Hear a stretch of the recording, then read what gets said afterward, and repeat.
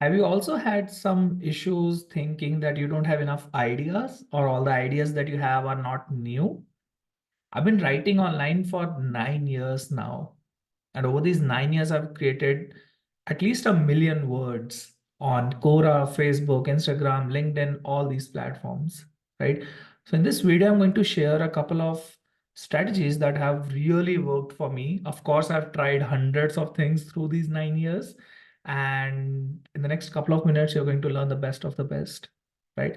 Starting with the creativity skill, if you think of it, it's kind of a muscle. The way you have, let's say, shoulder muscles or like your biceps. Okay. So the more you train it, the more it grows. Some people have bigger biceps, some people have smaller biceps, right? What's the difference? The bigger bicep people have done some efforts to do, bicep curls or all the other exercises that help the muscle grow, right? So how do you grow the creativity muscle? By actually creating, by actually practicing the creativity. And you will never run out of creativity. You will never run out of ideas. The more you practice it, the more your creativity goes, the more your creativity grows. And there's no way you can burn out while creating. The same way when you do your physical exercise, I remember, my first trainer mentioned this to me that Dipanshu, you can never overtrain. You can under rest or you can undernourish yourself, but you can never overtrain. The same way you cannot practice creativity too much. You can always burn out if you don't take rest, if you don't do recovery, if you do not practice the self-care required, right? And how do we grow this muscle more and more? What actually needs to be done to make sure that you grow this creativity muscle? And the favorite exercise that I have for this, and I've been practicing this for years, and I've taken this from James Altucher. He's an entrepreneur, author. It's called idea muscle. It's basically that you write 10 ideas every day. Okay. You can start writing by what are the 10 things I can write today, or 10 programs I can create, or if you're working somewhere, what are the 10 ways I can improve my job profile? How can I become productive? What are the 10 ways I can be productive? So what's going to happen is when you start exploring these different perspectives, when you start thinking more, when you allow yourself to have time and space to think, to reflect, your idea muscle, your creativity muscle is going to start working. It's going to start growing. And it's going to be tough writing 10 things every day.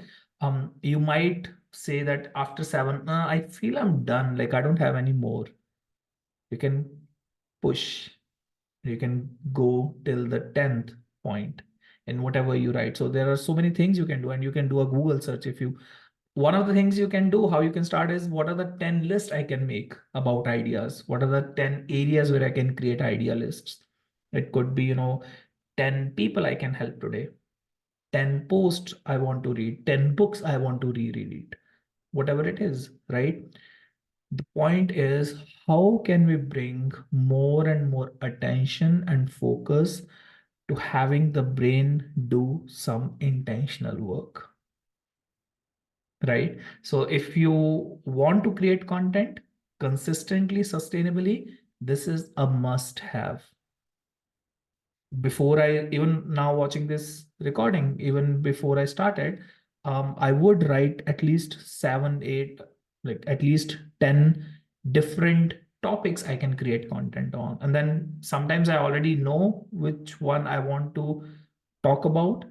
On the other times, it's like, oh, I have these 10 in front of me. Let me see which one resonates the most with me in this moment, right? So if you're a content creator, this is like kind of a non-negotiable. You need to grow your idea muscle. That's the only way you're going to be original and authentic in your ideas, in your voice, in your content. Okay. And how do we make sure that we succeed in this habit? What needs to happen for you to make sure that this habit continues growing and it's not just a 3-day thing? So make sure that you have a dedicated time and space where you sit and you make these lists. So for example, I have this habit that I create content almost every day. So before creating content, I'll start by doing idea journaling 99.9% of the time. Unless I have a very strong idea wanting to come out of me, then I'll straight away start with the content. But 99 times out of 100, I would sit and write 10 ideas first before I start creating content. So like that's my habit. For some people, the habit could be that right after they, you know, take a bath, when you take a shower, you start by writing down ideas. Of course, you can write ideas throughout the day. Having a separate time and space will help you focus. And focus is so important to create some deep work, right? And yeah, how can you make this fun? How can, because if it's not fun, if it's not light, you're not going to do it. It's going to be a 10-day activity and then you're going to forget about it. Life will come in the way. So how can you make this fun? Can you bring a beautiful notebook with you? Can you choose different colors of pens? Can you draw these ideas?